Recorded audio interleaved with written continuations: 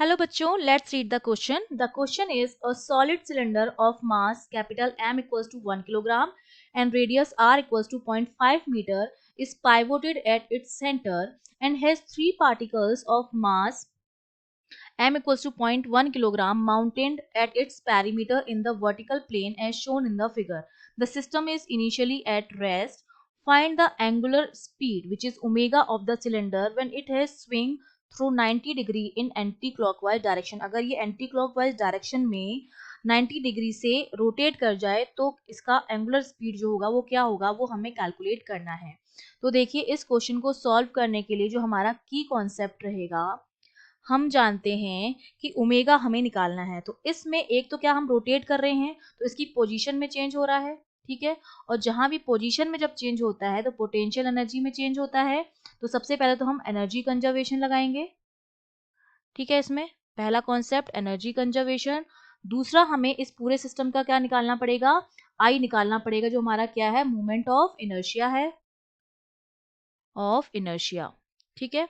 क्योंकि जब हम एनर्जी कंजर्वेशन लगाएंगे तो पोटेंशियल एनर्जी में लॉस जो होता है mgh, जो हमारा ट्रांसलेशन रोटेशन हो रहा है, ट्रांसलेशनल जो हो रहा है वो पोटेंशियल एनर्जी, और रोटेशनल जब इसने स्टार्ट किया तब होती है हाफ आई ओमेगा स्क्वायर, ठीक है। जो पोटेंशियल एनर्जी होती है ट्रांसलेशनल के लिए होती है mgh और रोटेशन के लिए होती है हाफ आई ओमेगा स्क्वायर। तो हमें एक तो आई निकालना पड़ेगा और ओमेगा तो हमें कैलकुलेट करना ही है। तो ये हमारा की कॉन्सेप्ट रहेगा। तो देखिए अगर मैं इसको कुछ इस तरह से बनाऊं, ठीक है, इसका फ्रंट व्यू ले लूं मैं इस तरह से, ये यहाँ पर इसका सेंटर है, ये इस तरह से हमने क्या रखे हुए हैं, इस पर तीन मास रखे हुए हैं, ठीक है। एक यहाँ पर मास m है, एक यहाँ पर मास m है, तीनों क्या है, सेम मास के हैं, एक यहाँ पर m है, और ये इस तरह से हमने मान लिया रोटेट कर रहा होगा। उसके बाद हमने इसको 90 डिग्री से क्या कर दिया है, रोटेट कर दिया है। तो अब इसकी कंडीशन जो हो गई होगी, और एंटी क्लॉकवाइज डायरेक्शन में किया है, तो अब ये इसकी पोजीशन किस तरह से हो गई होगी, ये यहाँ पर आ गया होगा m मास, ये यहाँ पर आ गया होगा, और ये जो रेडियस है यहाँ पर, यहाँ से यहाँ तक की जो डिस्टेंस है वो हमारी कितनी है, उसकी रेडियस के बराबर है। तो अब ये इस डायरेक्शन में ऐसे ओमेगा एंटी क्लॉकवाइज डायरेक्शन हमने इसको 90 डिग्री से रोटेट कर लिया है। तो अब यहाँ पर मास यहाँ आ गया होगा, है ना। तो सबसे पहले तो देखो ये मुझे क्या करना पड़ेगा, मुझे मोमेंट ऑफ इनर्शिया निकालना पड़ेगा, moment of inertia of system. अब इस सिस्टम में क्या क्या है देखिए, एक तो है सिलेंडर और दूसरे हैं तीन मासेस, थ्री मासेस।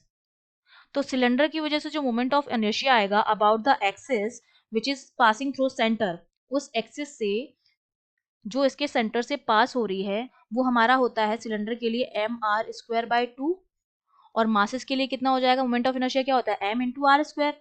तो M 1 R square plus M 2 R square plus M 3 R square. तो यहाँ पर मेरा ये आई है टोटल सिस्टम का, तो आई इक्वल्स टू मेरे पास क्या हो जाएगा, आर स्क्वायर तो कॉमन आ जाएगा, यहाँ पर बचेगा capital M by 2 plus m1 plus m2 plus m3। इन सब की हम वैल्यूज पुट कर देंगे। तो आई जो मेरा हो जाएगा वो कितना हो जाएगा, आर तो हमें दे रखा है 0.5 का स्क्वायर, ब्रैकेट में मेरे पास क्या था m बाई 2, ठीक है, और plus m1 plus m2 plus m3 था। तो ये मेरे पास हो जाएगा, ये 1 किलोग्राम था तो 1/2 कितना हो जाएगा, 0.5 हो जाएगा, प्लस ये सारे कितने थे, 0.3 ग्राम के थे, ठीक है। Particle of mass m equals to 0.1 gram, की हो जाएगा यहाँ पर 0.1 प्लस 0.1 प्लस 0.1 तो 0.3। तो इसको जब हम सॉल्व करेंगे तो आई की वैल्यू आ गई 0.20 किलोग्राम मीटर स्क्वायर। ये मोमेंट ऑफ इनर्शिया निकाल दिया है। उसके बाद हमने इसको क्या कराया, 90 डिग्री से रोटेट कराया है। तो इसके कॉन्फ़िगरेशन में क्या हुआ, चेंज हुआ।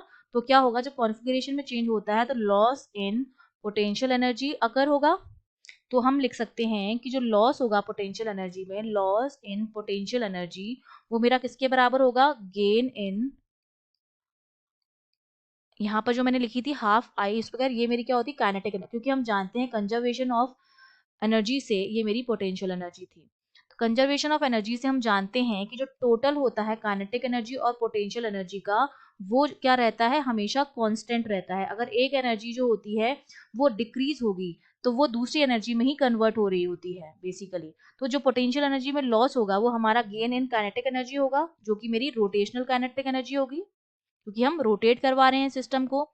तो लॉस जो होगा काइनेटिक एनर्जी वो कितना हो जाएगा, एम जी, और एच हमारा रेडियस के बराबर हो जाएगा M G R, equals to half I omega square. Kinetic energy कितनी हो जाएगी? Half I omega square. सबकी वैल्यूज हम पुट कर देंगे। एम कितना है? स्मॉल एम 0.1, जी की वैल्यू हम लेंगे 10, आर हमारा है 0.5 इक्वल्स टू हाफ आई की वैल्यू हमने कितनी कैलकुलेट की? 0.20 इंटू ओमेगा स्क्वायर। तो ओमेगा स्क्वायर की यहाँ से जो वैल्यू आएगी सॉल्व करने पर 10 इंटू 0.1 इंटू 0.5 अपॉन हाफ जो होता है वही 0.5 के बराबर होता है इंटू 0.20। तो ये आएगा सॉल्व करने पर ये 5। तो ओमेगा की जो वैल्यू आ जाएगी वो कितनी हो जाएगी? √5 और इसका यूनिट होता है रेडियन पर सेकेंड। ये मेरे पास क्या आ गया है? एंगुलर स्पीड आ गई है √5 रेडियन पर सेकेंड। ये हमारा आंसर हो जाएगा। I hope you understood well. All the best.